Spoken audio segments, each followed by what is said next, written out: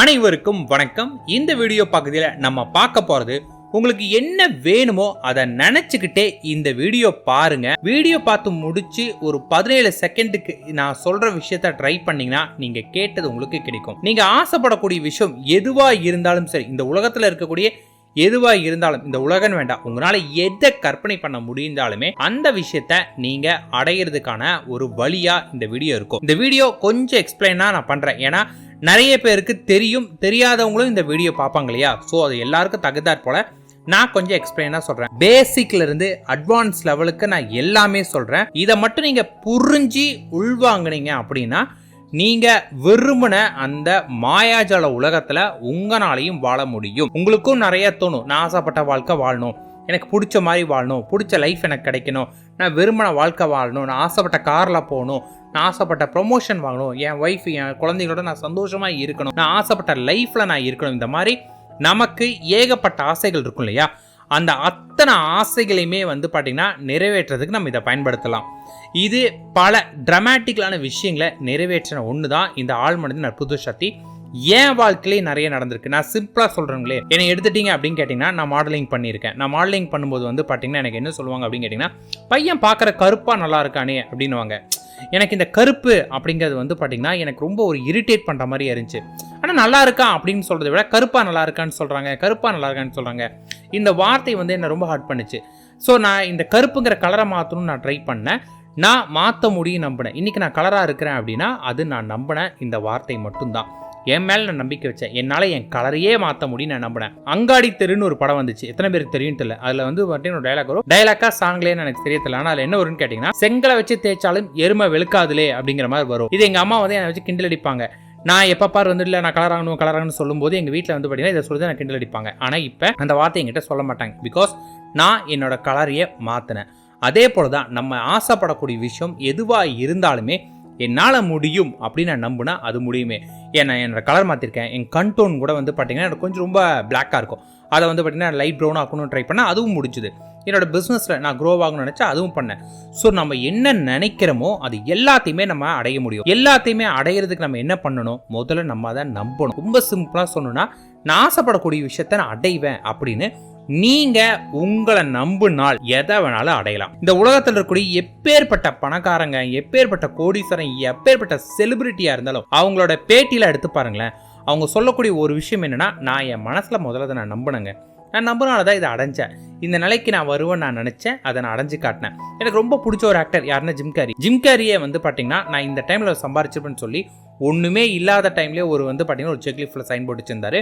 கடைசியில் அவர் சைன் போட்ட பணத்தை அவர் வாங்கியிருக்கவும் செஞ்சுருக்காரு. இது அவர் லைஃப்பில் நடந்து. நம்ம இப்போ தமிழில் எடுத்துட்டீங்கன்னா விஜய் சேதுபதி கூட இதை பற்றி நிறைய பேசியிருக்காரு. நான் ஆசைப்பட்டதை நான் அடைஞ்சிருக்கேன் அப்படின்னு சொல்லிட்டு எல்லாத்துக்குமே இந்த பிரபஞ்ச சக்தி தான் காரணம் அப்படின்னு பல பேர் சொல்லியிருக்காங்க. அப்படி பல பேர் சொல்லக்கூடிய இந்த விஷயம் பார்த்தீங்கன்னா எவ்வளோ சத்தியம் நினச்சிப்பாங்களேன். ஒன்றும் இல்லை, நம்ம விவேகானந்தர் இதை சொல்லியிருக்கேன், நீ என்னவா நினைக்கிற அதுவே ஆகுவா அப்படின்ட்டு. பகவத்கீதையிலையும் இதுதான் கிருஷ்ணர் சொல்லியிருக்கேன். இந்த மாதிரி ஒவ்வொருத்தருமே பார்த்தீங்கன்னா ஒவ்வொரு காலகட்டங்களை நம்ம என்ன நினைக்கிறோமோ அதுதான் நம்ம ஆவோம் அப்படின்னு இருக்காங்க.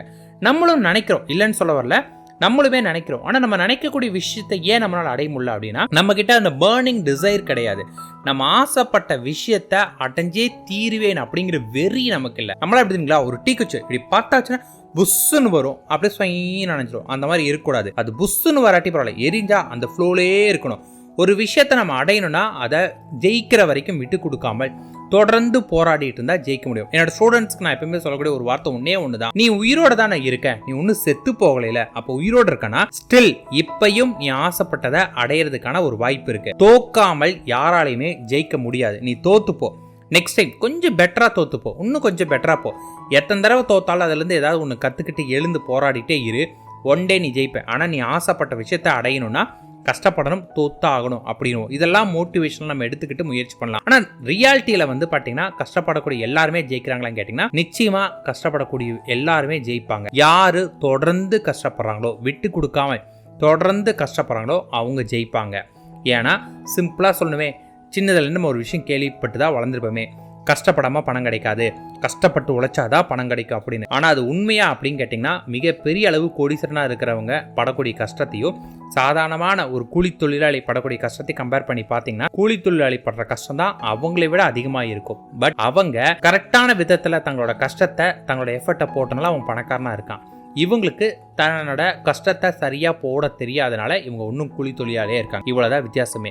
ஸோ நீங்கள் கஷ்டப்பட்டாதான் ஜெயிக்க முடியும். ஆனால் அந்த கஷ்டத்தை எங்கே போடணும், எதில் போடணும் அப்படின்னு நம்ம தெரியணும். அதுக்கு முன்னாடி உங்களுடைய மனதில் நீங்கள் உங்களை நம்பணும். நீங்கள் எந்த விஷயத்தை நம்புறீங்களோ அந்த விஷயத்தை 100% அடைஞ்சே தருவீங்க. இவ்வளோதான். இது எப்படி நடக்கும் அப்படின்னு கேட்டிங்கன்னா, நான் இப்போ ஒரு மிகப்பெரிய கோடீஸ்வரன் ஆகணும். அதை விட உங்களுக்கு வேற ஒரு விஷயம் சொல்கிறேன். அதை சொல்லிட்டு அடுத்த இந்த டாபிக் சொல்கிறேன். உங்களுக்குள்ள முதல்ல ஒரு ஃபிக்ஸ் பண்ணுங்க, ஒரு கோல் ஃபிக்ஸ் பண்ணுங்க. அந்த கோல் எப்படி இருக்குன்னு கேட்டிங்கன்னா, ஃபார் எக்ஸாம்பிள் வந்து இது எனக்கு நடந்த ஒரு அனுபவம், அதையே நான் உங்களுக்கு சொல்கிறேன். என்னோட மென்டர் வந்து பார்த்தீங்கன்னா என்கிட்ட ஒரு டைம் ஒரு கேள்வி கேட்டார். அப்போ வந்து பார்த்தீங்கன்னா என் பிஸ்னஸில் நான் பெருசாக எனக்கு ப்ராஃபிட் வரல. அதாவது அந்த ஏஜுக்கு எனக்கு அது பெரிய அமௌண்ட்டு தான் இல்லைன்னு சொல்ல வரல. பிகாஸ் மந்த்லி நான் 1 lakh கிராஸ் பண்ணிட்டு இருந்தேன். 1 லட்சம் அப்படி இப்படின்னு எனக்கு வந்து பிஸ்னஸில்.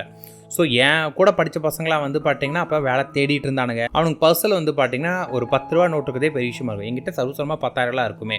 ஏன்னா அப்போயே நான் அந்த ஏஜ்லேயே எனக்கு வந்து பார்த்தீங்கன்னா ஐடி கட்டுற அளவுக்கு எனக்கு கேப்பபிலிட்டி இருந்தனால வந்து பார்த்தீங்கன்னா எல்லாருமே என்னோட தான் சுற்றிட்டு இருப்பாங்களே.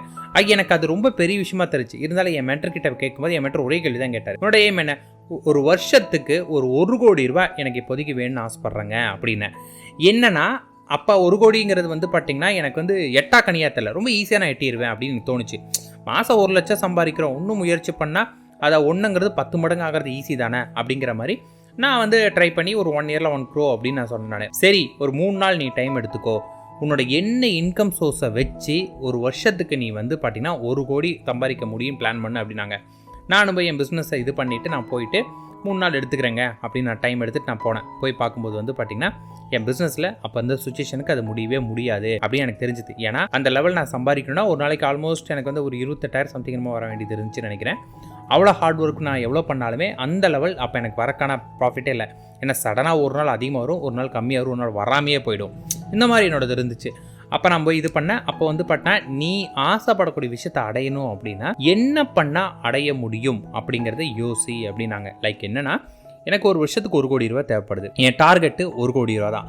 அப்போ நான் அந்த 1 கோடி ரூபா அடையணும் அப்படின்னா நான் என்ன பண்ணால் அந்த 1 கோடி ரூபா அடைய முடியும்? அப்போ நான் அதுக்கு என்ன பிஸ்னஸ் பண்ணணும்? என்னோட டைம் எவ்வளவு? ஒரு நாளைக்கு 16 மணி நேரம் நான் வேலை செய்ய முடியும். அப்போ அந்த 16 மணி நேரத்தை நான் எப்படி பிரித்து என்னென்ன மாதிரியான விஷயங்களை பிரித்து எடுத்து நான் பண்ண முடியும் அப்படின்னு எனக்கு பிரித்து இது பண்ண சொல்லி, அதுக்கப்புறம் தான் நான் வந்து பார்த்தீங்கன்னா ட்ரேடிங் இதுக்கெல்லாம் நிறைய கற்றுக்கிட்டு அதுக்குள்ளே வர ஆரம்பிச்சு அதுக்கப்புறம் என்னோட ஏர்னிங் வந்து நான் ரீச் பண்ண ஆரம்பிச்சேன். ஸோ இதில் நான் என்ன சொல்ல வரேன் அப்படின்னு கேட்டிங்கன்னா, முதல்ல உங்களுக்கு உங்கள் மேலே நம்பிக்கை வரணும் அப்படின்னா முதல்ல உங்களோட இன்கம் சோர்ஸ் என்னன்னு பாருங்க. ஸோ இன்கம் சோர்ஸ் உங்களால் முடியுங்கிற ஒரு கான்ஃபிடென்ட் உங்களுக்கு முதல்ல வர வச்சுட்டீங்க அப்படின்னா நீங்கள் நினச்சதை அடைவீங்க. எனக்கு என் மேலே அந்த நம்பிக்கையே வரலை அப்படின்னா நீங்கள் எனக்கு இதுதான் டார்கெட், எனக்கு வந்து ஒரு வருஷத்துக்கு 1 கோடி ரூபா வேணும் அப்படிங்கிறது உங்கள் மைண்டில் திரும்ப திரும்ப திரும்ப திரும்ப சொல்லிக்கிட்டே இருங்க. வேற எதுவும் பண்ண வேண்டாம், இதையவே திரும்ப திரும்ப திரும்ப சொல்லிக்கிட்டே இருங்க. இதை சொல்லிக்கிட்டே இருக்கிறப்ப உங்களுக்கு நிறைய ஐடியா கிடைக்கும். அதில் எது பெஸ்ட் ஐடியான்னு பார்த்து அதை இம்ப்ளிமெண்ட் பண்ணிங்கன்னா கண்டிப்பாக நீங்கள் நினச்சதை அடைவீங்க. ஸோ இன்றைக்கி நான் உங்களுக்கு லா ஆஃப் அட்ராக்ஷனில் ஒரு மெத்தட் ஒன்று சொல்கிறேன்.